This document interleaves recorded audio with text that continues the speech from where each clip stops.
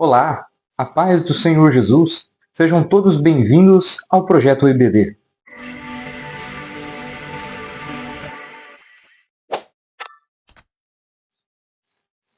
Meus irmãos, para esta aula, nós estaremos abordando a sexta lição da revista Lições Bíblicas da CPAD. Nós estamos estudando a carreira que nos está proposta, o caminho da salvação, santidade e perseverança para chegar ao céu. E hoje, para a nossa aula, nós estudaremos um pouco a respeito sobre as nossas armas espirituais. Nós entendemos na aula passada a respeito dos nossos inimigos. Nós sabemos que os nossos inimigos são o diabo, a carne e o mundo. Mas para lutar contra estes inimigos, temos nós armas poderosas. Não são armas que são físicas, não é uma espada, não é uma arma, uma faca, mas sim armas espirituais. E hoje, nesta aula, nós estaremos enfatizando a respeito, das nossas armas espirituais. Como nós devemos lutar, como devemos usar as nossas armas. Acompanhe comigo, por favor, na sua tela, o texto áureo, que diz assim: porque as armas da nossa milícia não são carnais, mas sim poderosas em Deus, para a destruição das fortalezas. Este versículo se encontra em 2 Coríntios, capítulo 10, no versículo 4. Vamos observar o que nos diz a verdade prática. Diz assim, acompanhe aí, por favor, na sua tela. Diante da batalha espiritual, temos poderosas armas espirituais à nossa disposição. Entre elas, a palavra de Deus, a oração e o jejum. Queridos, já vamos partir então para a nossa leitura bíblica em classe. Vamos ler Lucas, no capítulo 4. Você, por favor, abra sua Bíblia. Se não tem a sua revista, abra ela e leia juntamente comigo. E Jesus, cheio do Espírito Santo, voltou do Jordão e foi levado pelo Espírito ao deserto. E 40 dias foi tentado pelo diabo, e naqueles dias não comeu coisa alguma. E terminados eles, teve fome. E disse-lhe o diabo: se tu és filho de Deus, dize a esta pedra que se transforme em pão. E Jesus lhe respondeu, dizendo: escrito está que nem só de pão viverá o homem, mas de toda a palavra de Deus. Agora no versículo 16 de Lucas 4, em diante diz: e chegando a Nazaré, onde fora criado, entrou num dia de sábado, segundo o seu costume na sinagoga, e levantou-se para ler. E foi-lhe dado o livro do profeta Isaías, e quando abriu o livro, achou o lugar em que estava escrito: o Espírito do Senhor é sobre mim, pois que me ungiu para evangelizar os pobres, enviou-me a curar os quebrantados do coração, e a pregoar liberdade aos cativos, e dar vista aos cegos, e pôr em liberdade os oprimidos, e anunciar o ano aceitável do Senhor. E cerrando o livro e tornando a dá-lo ao ministro, assentou-se, e os olhos de todos na sinagoga estavam fitos nele. Queridos, nós devemos entender e compreender que na nossa vida nós travamos batalhas espirituais. As nossas batalhas não são contra pessoas. Nossa batalha, ela não é física, mas sim contra todas as potestades e principados. Por isso, as nossas armas não podem ser carnais. As nossas armas não podem ser físicas, porque, na verdade, a nossa batalha vai além de um mundo físico. Sim, se enquadra em um mundo espiritual. Estudaremos nesta aula a respeito de 3 armas que nos estão à disposição, usando como exemplo principal o nosso Senhor Jesus Cristo, que nos disponibiliza armas fundamentais para a vida e para a caminhada de todo cristão que almeja chegar aos céus. Vamos para a introdução dessa aula. Leia comigo aí na sua tela. Está escrito assim: na lição anterior estudamos a respeito de 3 opositores que se mostram como obstáculos de nossa jornada: o diabo, a carne e o mundo. Nessa lição, enfatizaremos 3 armas, isto é, recursos espirituais, em que todo crente precisa lançar mão diante dos obstáculos da jornada: palavra de Deus, oração e o jejum. Desde o início de nosso andar com Cristo, estamos diante de uma batalha espiritual, que só terá fim com o arrebatamento da igreja para os céus. Olha que interessante. Quando nós iniciamos nossa jornada, nós temos as nossas dificuldades, limitações aqui na Terra, como fora explicado nas aulas anteriores. Porém, esta nossa batalha só se dará fim naquele momento em que Jesus vier buscar a sua igreja. Ou seja, aqueles que já estão mortos em Cristo, estes ressuscitarão. E aqueles que estão vivos subirão juntamente para encontrar com o Senhor nos ares. Nós sabemos que o fim da nossa batalha, o fim da nossa trajetória aqui na Terra, só se dará quando Jesus Cristo vier buscar a sua noiva. Vamos para o primeiro tópico da lição. Nós vamos falar um pouquinho sobre as armas do crente, certo? Vamos definir aqui, então, o primeiro subtópico da primeira parte, que diz as armas. Leia aí comigo na sua tela. De modo geral, podemos classificar as armas como um instrumento de ataque e de defesa. Nas Escrituras, os principais instrumentos de ataque são a espada, a vara, a funda, o arco e flecha, a lança e o dardo. Os de defesa são o escudo, o capacete, a couraça, as caneleiras. Essas armas eram usadas pelos exércitos antigos, bem como pelo exército de Israel, com a diferença de que este era instado a colocar a sua confiança no Senhor.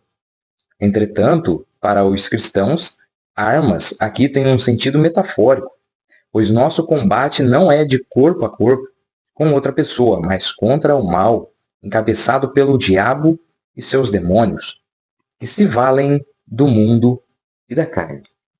Queridos, quando a gente fala de arma, a gente fala de um instrumento para atacar, certo? Ou para revidar. E também nós temos os instrumentos de defesa. Para quê? Para que possamos defendermos-nos. Ou seja, quando acontecem guerras por aí, países afora, como a gente vê, por exemplo, que esteve acontecendo recentemente na Ucrânia e na Rússia, qual eram os instrumentos de armas usados por eles? Eram bombas, eram metralhadoras, eram fuzis, eram muitas armas. Ou seja, todos os continentes, todos os países têm as suas armas para proteção e para ataque, certo? Então, nós observamos bem aqui que as armas são instrumentos de ataque ou para revidação. E também temos as armas de proteção. Vamos analisar um pouco a mais aqui, e nós entendemos também que, na verdade, aqui, quando nós estamos falando de armas aqui, não estamos falando de armas para atacar fisicamente, mas aqui nós estamos falando de armas espirituais. Os conceitos de armas espirituais servem ao mesmo ponto a respeito das armas físicas, porque, afinal, a arma deve ser algo para um ataque ou para proteção. E quando estamos falando de armas aqui, estamos falando no sentido espiritual, né? Então, buscando as armas espirituais, nós entenderemos um pouco mais a fundo, um pouco mais à frente. Vamos para o segundo subtópico da lição, que diz as estratégias do inimigo. Não podemos desprezar o conhecimento a respeito da força do inimigo de nossas almas. O Novo Testamento revela que o diabo é capaz de fazer para ludibriar as pessoas, arrebatar a boa palavra do coração, buscar altas posições com mentiras, usar pessoas para atrair, escravizar, enfraquecer a fé do crente, enganar com doutrinas demoníacas. Não por acaso o apóstolo Pedro nos alertou a respeito da sagacidade do inimigo. Sede sóbrios, vigiai, porque o diabo, o vosso adversário, anda em derredor, bramando como leão, buscando a quem possa tragar. Ou seja, nós vamos observar que o inimigo busca várias estratégias. Para quê? Para tirar o nosso verdadeiro foco. O inimigo trata de estratégias para que nós possamos nos afastar do nosso verdadeiro caminho, da nossa verdadeira conduta, que é o céu. O inimigo, ele quer que a gente vá para longe de Deus. Então, ele traça ali as suas estratégias. Nós vamos observar lá em Gálatas, capítulo 5, versículo 7, Paulo falando de um fermento que estava no meio da igreja de Gálatas. Ou seja, Paulo vai e ensina os Gálatas como se conduzir na caminhada cristã, mas por meio de alguns fermentos, a palavra vem dizer que o fermento ele leveda toda a massa, aos pouquinhos, aquela semente que Satanás estava plantando estava se espalhando. Ou seja, os fariseus estavam dizendo para os Gálatas que era necessário a circuncisão, quanto na verdade Paulo estava explicando aos gentios que a circuncisão, na verdade, não tinha tanta valência quanto acreditar que Jesus Cristo veio, desceu e morreu por mim e por você. Ou seja, não adianta circuncidar-se se você realmente não acredita na palavra de Deus. Esta é uma maneira simples de explicarmos o que estava acontecendo, porque tinha pessoas fazendo fermentos com burburinhos no ouvido de outras pessoas. E esse burburinho, quando ele entra no seu coração, você vai espalhá-lo. E assim, para onde você espalhou, se espalhará para outros lugares. Ou seja, é por isso que Deus fez a nossa língua dentro da boca. É para ficar lá dentro. Não falar maledicências, mas sim pregar a palavra de Deus. Deus coloca a sua língua dentro da sua boca para que você saiba e espere o momento certo de falar. Os olhos veem aquilo que estão à sua frente, mas a boca, juntamente com o cérebro, com raciocínio, com sabedoria, como nós aprendemos em aulas passadas, falam o que devem ser falados no momento certo e a palavra certa. Esta é a verdadeira conduta do cristão, saber o que falar, não fazer um fermento. Pois se você está fazendo fermento em algum lugar, saiba que você está sendo usado pelo inimigo. Não dê brecha para ser usado por Satanás. Vamos para o terceiro subtópico que diz: chefe de toda a força do mal. O apóstolo Paulo escreve claramente que o diabo é o chefe de todos os poderes das trevas que batalham contra nós. Até mesmo o apóstolo dos gentios foi, por vezes, impedido pelo inimigo por meio de instrumentos humanos. Essa é uma das razões que o apóstolo punha Satanás como o príncipe da potestade do ar, destacando ainda sua força e autoridade na hierarquia do mal. O diabo é o demônio o Deus desse século.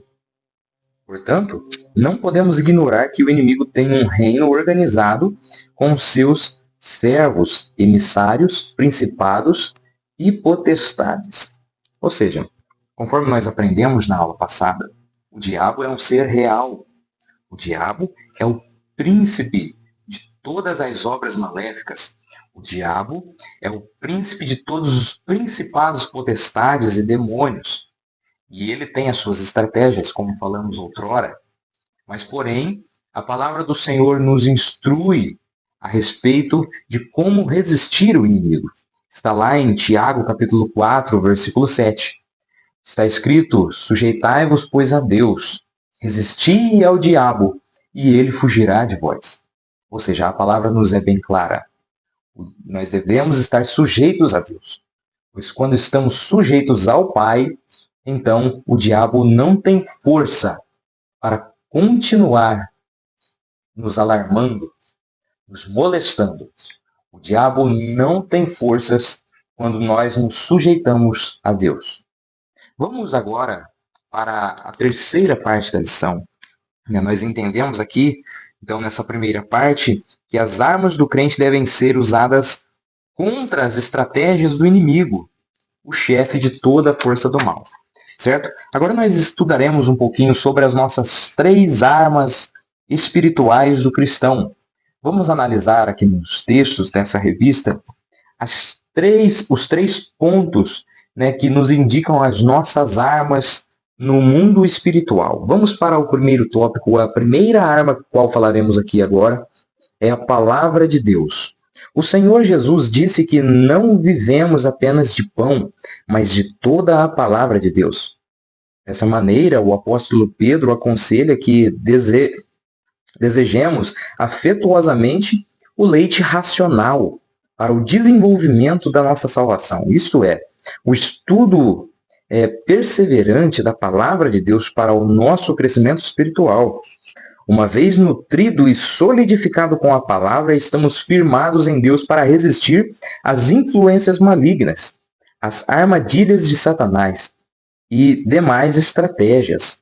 Logo, quem se rende à palavra de Deus experimenta a influência frutífera da verdade divina. Ou seja, a palavra de Deus vem nos dizer, lá em Mateus 7:24 em diante, que aquele que se atenta à palavra de Deus é como o homem que edifica sua casa sobre a rocha, não sobre a areia. Ou seja, quando nós estamos edificando a nossa casa, o nosso ser na rocha que é Jesus Cristo, nós estamos trazendo firmeza para a nossa conduta, nós estamos trazendo firmeza para o nosso caminhar. Quando nos deixamos nos levar pela palavra de Deus, nós entendemos e nos solidificamos na sua palavra. Ou seja, vamos observar o que diz aqui em João, no Evangelho de Jesus, segundo escreveu João, no capítulo 6 e o versículo 63 diz assim: o Espírito é o que vivifica, a carne para nada aproveita. As palavras que eu vos falo, elas são Espírito e elas são vida. Ou seja, quando nós nos aprofundamos na palavra de Deus, nós estamos trazendo vida ao nosso ser. A carne de nada é proveitosa, porque na verdade a carne, como nós estudamos na aula passada, ela só quer fazer os seus próprios desejos. Devemos tomar cuidado com o nosso coração, pois está escrito em Jeremias 17 que mais enganoso que tudo é o coração do homem.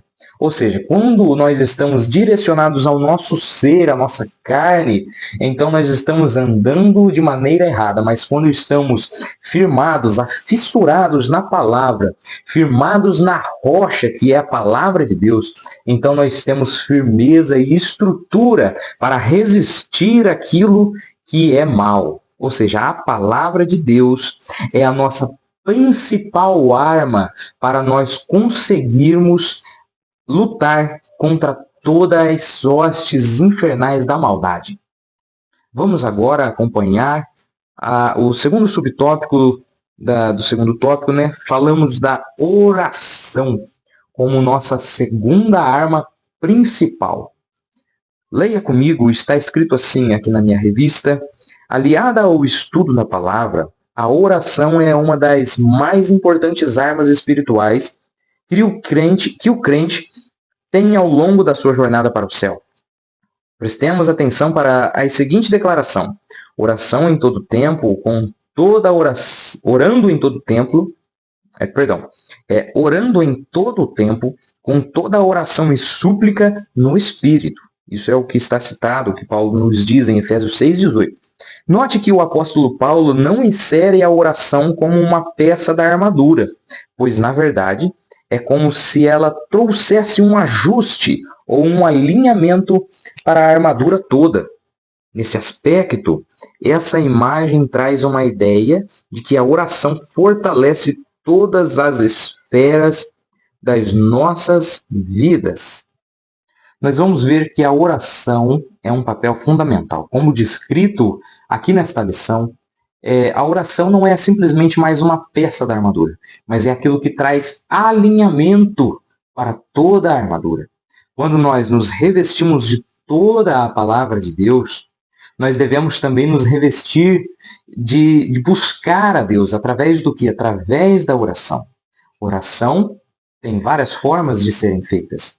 Por exemplo, à luz do que está escrito em Mateus capítulo 7, o versículo 7, está escrito assim: pedi, pedi, dar-se-vos-á, buscai e encontrareis, batei e abrir-se-vos-á a porta.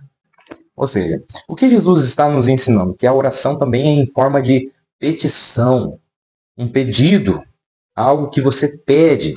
A oração pode ser feita em forma de intercessão, A oração pode ser feita também como forma de agradecimento, como por exemplo, quando nós vemos lá em 1 Samuel, no capítulo 2, nós vamos ver a oração de Ana. Ana estava orando, agradecendo a Deus, porque Deus foi fiel a ela. Jesus fala, pedi, pedi, dar-se-vos-á. Então você necessita de algo da parte de Deus. É através da oração. E não somente isso. Oração denota intimidade, relacionamento. Quando você está num relacionamento entre você e a sua esposa, vocês têm entre si diálogos. Quando você está se relacionando com uma pessoa, quando você está namorando, você está conhecendo alguém para que um dia você possa estabelecer com ela um casamento, né? Estabelecer com ela uma família, né? Com ele uma família. Então, quando você está namorando, você está conhecendo alguém. E como você conhece alguém? Através do diálogo. Ou seja, oração é diálogo, é relacionamento entre pai e filho. Ou seja, quando nós nos relacionamos com Deus, nós devemos trazer a oração todos os dias das nossas vidas. Conforme Paulo nos ensina, devemos orar sem cessar. Vamos para o terceiro subtópico. Vamos falar da nossa terceira arma, importantíssima. Olha só, terceira arma, o jejum. Aliado à palavra de Deus e à oração, a prática do jejum é uma terceira arma espiritual do crente durante a jornada para o céu. Tanto no Antigo quanto no Novo Testamento, o jejum é uma prática presente. Esse ato é usado no contexto de busca de uma orientação divina. No Novo Testamento, o Senhor Jesus jejuou e disse que os seus discípulos também o faria. A igreja primitiva observa a prática do jejum, buscando orientação divina para o envio de obreiros. O apóstolo Paulo também jejuava por ocasiões de seu ministério. Logo, o jejum tem um valor glorioso para a vida do crente, pois é um ato que nos auxilia a ter mais intimidade com Deus. Certo? Ou seja, o jejum é uma arma excepcional e fundamental para todo crente. O crente que não jejua, o crente que não ora, o crente que não busca sabedoria na palavra do Senhor, este não está enquadrado e nem está andando pelo caminho correto. Este, na verdade, só está caminhando para a perdição.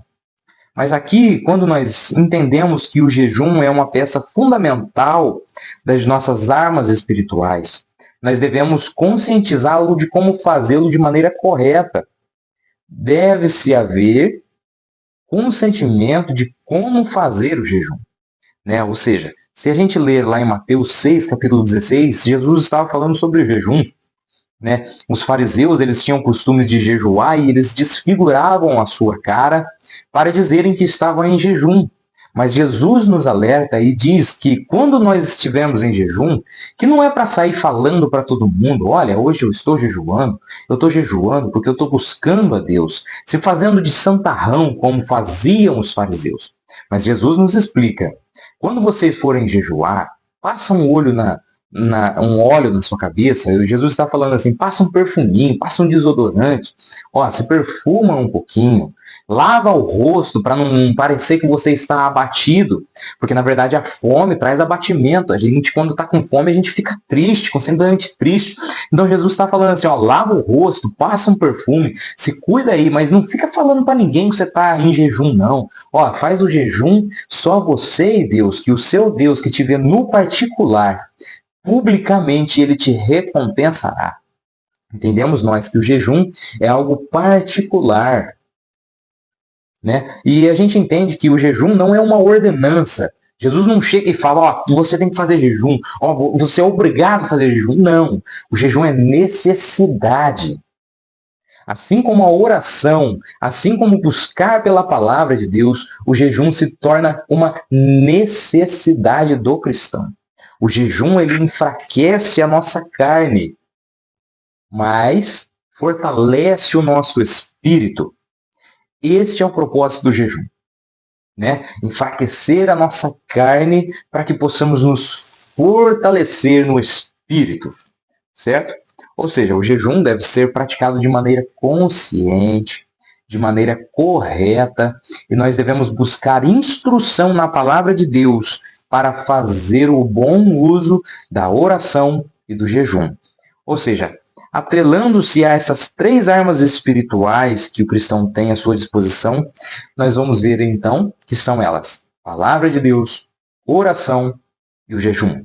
Juntando-se com essas três armas, nós teremos força contra todas as hostes infernais da maldade, contra todos os principados e potestades, contra o chefe, o príncipe deste mundo, que é Satanás. Ou seja, quando nós estamos enquadrados nessas três armas, nós conseguimos vencer o mal. Vamos agora, então, para o terceiro tópico desta lição, a terceira parte dessa lição, que diz Jesus Cristo, nosso maior modelo. Né? Ou seja, nós temos um padrão, que é o nosso Senhor e Salvador Jesus Cristo. Nós vamos ver que lá em Romanos 12, 2, né, como citado em muitas aulas passadas, né, o apóstolo Paulo vem dizer: não vos conformeis com este mundo. Em algumas traduções bíblicas diz: não se amoldem aos padrões do mundo, certo? Mas antes transformai-vos pela renovação do vosso entendimento. Ou seja, o nosso padrão é Jesus Cristo, não o mundo. Tem gente que tem costume de fazer as coisas mundanas para parecer popular, para parecer que é uma pessoa que tem popularidade entre as outras, para parecer uma pessoa legal e atraente aos olhos do mundo.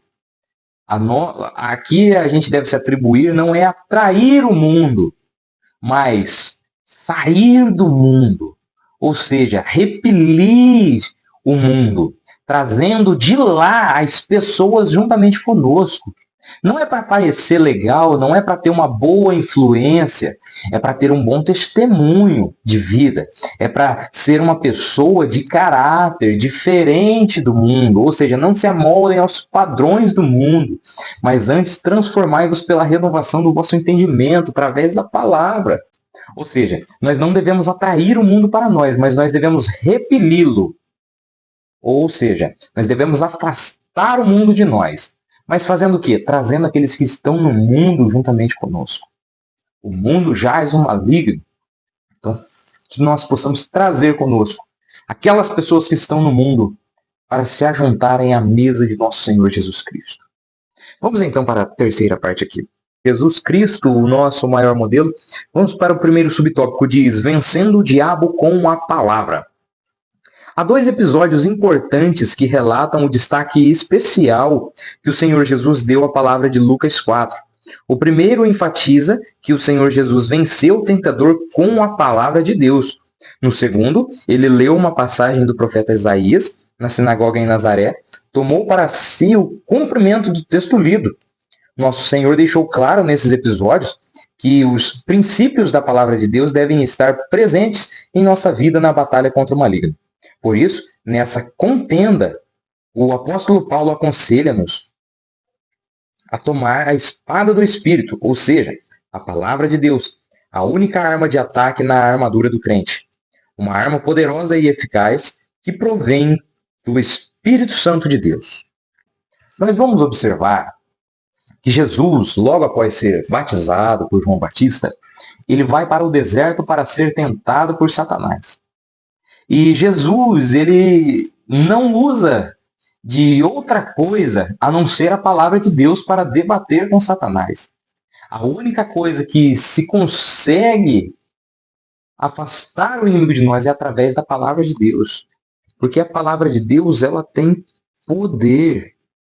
A palavra de Deus é a única coisa que nos consegue fazer vencer o inimigo. É a palavra de Deus. Se nós observarmos o que Satanás fez, ele oferece três coisas para confundir, né? Para tentar questionar a identidade do Filho de Deus. Né? Mas a cada fala do maligno durante a tentação de Jesus, Jesus respondia através da palavra. A primeira tentação que Jesus teve foi no campo da fome. Após 40 dias de jejum no deserto, sem comer nada, o diabo chega em Jesus e fala assim: se tu és o Filho de Deus, transforma essa pedra em pão e come. Jesus cita a palavra que está escrito lá em Deuteronômio, capítulo 8, versículo 3.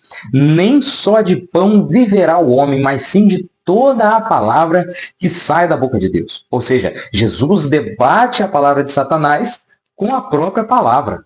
Ou seja, a palavra enganosa, a palavra que confunde, só se pode ser desatribuída, desconfundida, descomplicada através da única e verdadeira palavra de Deus. A segunda tentação do diabo para com Jesus, o diabo leva Jesus e o coloca no pináculo do templo, um lugar alto, e fala: lança-te daí, porque o Senhor mandará anjos para que te salvem. Então Jesus, mais uma vez, cita o que está escrito em Deuteronômio, capítulo 6, versículo 16. Não tentarás o Senhor teu Deus. Ou seja, ele usa mais uma vez da arma que é a palavra de Deus. Agora, a terceira tentação que o diabo oferece para Jesus é o quê? Se Jesus adorasse a Satanás ali naquele momento, o diabo daria glória e poder para Jesus. Todas as terras e muita fama, glória, bastante poder do mundo inteiro, se acaso Jesus adorasse a Satanás.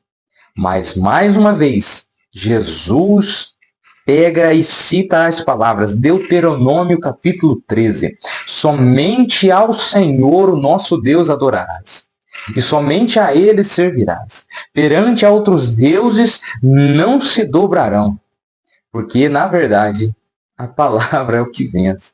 Mais uma vez, nós vamos ver Satanás sendo debulhado pela palavra. É a palavra que consegue vencer. Não adianta. É a palavra de Deus que vence todas as obras do mal. Vamos então agora aqui, nós já entendemos como vencer o diabo com a palavra.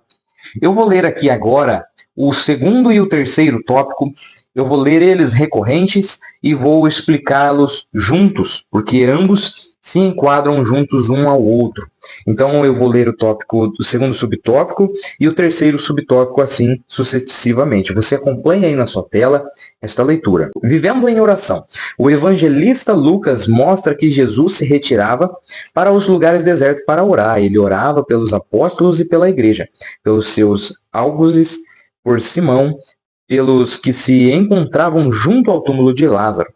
Ele sabia bem do valor da oração e por isso gastava muito tempo falando com Deus. Nesse sentido, nosso Senhor conta conosco para que nos dediquemos à prática da oração, selecionando um local reservado, horário e prioridade para buscar a Deus em súplicas. Certo? Agora vamos aqui para o terceiro subtópico, que diz vivendo em jejum.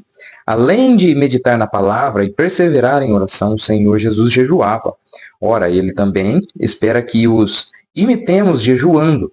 Infelizmente, há quem ensine que não precisa jejuar, exceto os que têm problemas de saúde. Por isso, é muito importante estarmos sob orientação médica.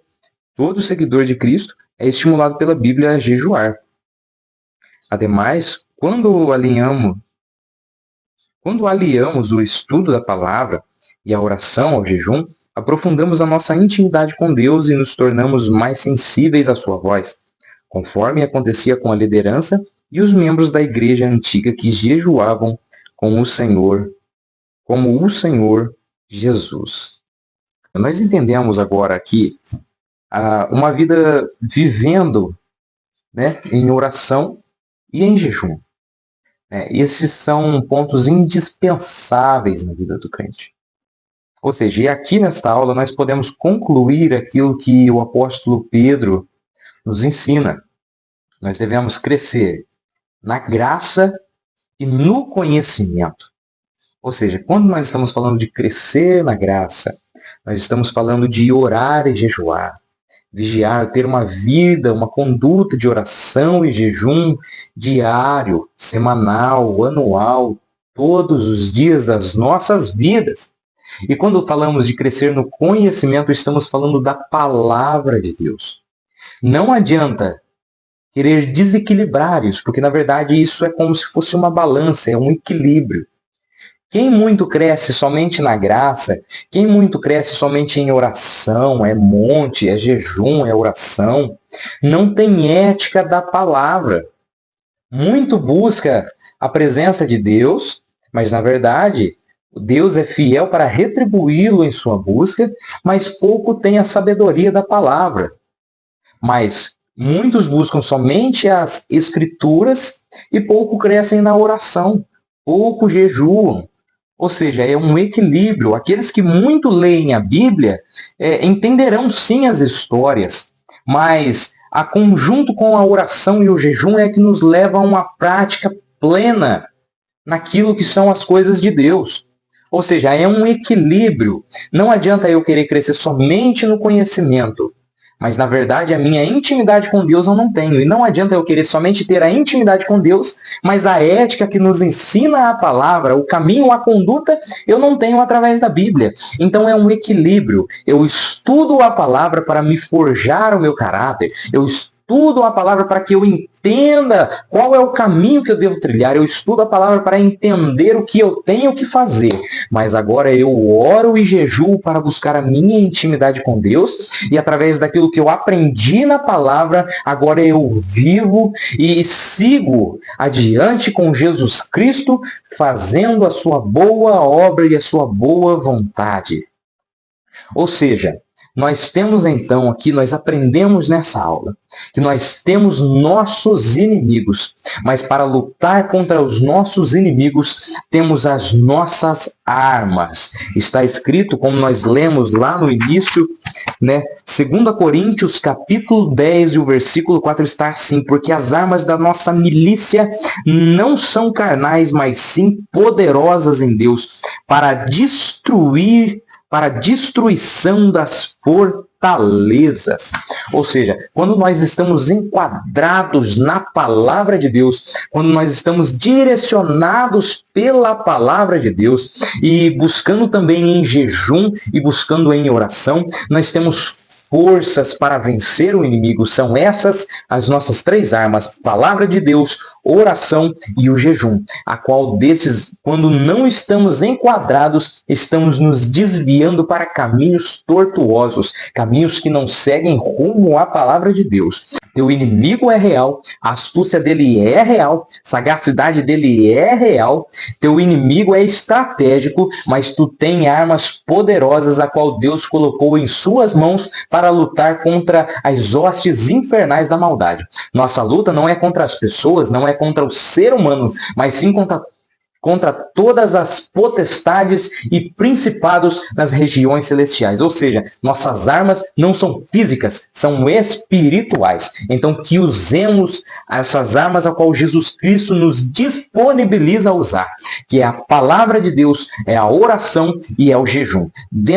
Se enquadrando dentro dessas armas espirituais que a palavra de Deus nos dá, então conseguiremos ir avante e lutar contra o inimigo com a paz de nosso Senhor Jesus Cristo sobre nós. Porque quando estamos enquadrados na palavra, conseguimos então ir à frente, rumo ao nosso destino, que é o céu. Ou seja, como nós aprendemos aqui, nós devemos ter então o jejum e a oração. Lá em Mateus capítulo 17, versículo 14 em diante, nós vamos ver que Jesus estava no monte orando, e quando Jesus desce, estava um tumulto ali entre as pessoas. O que estava acontecendo ali? Tinha um menino que estava endemoniado, mas que os discípulos não conseguiam expulsar aquele demônio. Então eles recorrem a Jesus, e Jesus vai e expulsa o demônio daquele menino. E depois, um pouco depois, os discípulos perguntam: mestre, como foi possível expulsar o demônio deste menino? E Jesus responde e deixa bem claro: esta casta de demônios só é expulsa através do jejum e da oração. Compreende agora que o jejum é uma arma eficaz, a oração é uma arma eficaz para que possamos lutar contra todos os principados e potestades das regiões celestiais. Meus irmãos, nós concluímos essa aula, nós entendemos então as nossas 3 armas: palavra de Deus, oração e jejum. E nós aprendemos que Jesus é o nosso modelo. Jesus era instruído na palavra e Jesus orava e jejuava. Ou seja, Tornemos então Jesus o nosso padrão de conduta cristã. Fazendo assim bom uso destes costumes, nós chegaremos ao nosso destino final, que é o início de uma eternidade nos céus de glória juntamente com Deus. Todo o cristão que vive uma vida de fé pautada na palavra terá condições plenas para vencer as artimanhas do maligno, estando preparado para vencê-lo e seguir sem medo. Meus irmãos, então esta foi a aula de hoje, as nossas armas espirituais. Eu te espero na próxima aula, eu te espero no próximo domingo, estaremos falando sobre os perigos da murmuração. Que Deus abençoe a sua vida. Meus irmãos, Deus abençoe. Até o próximo domingo.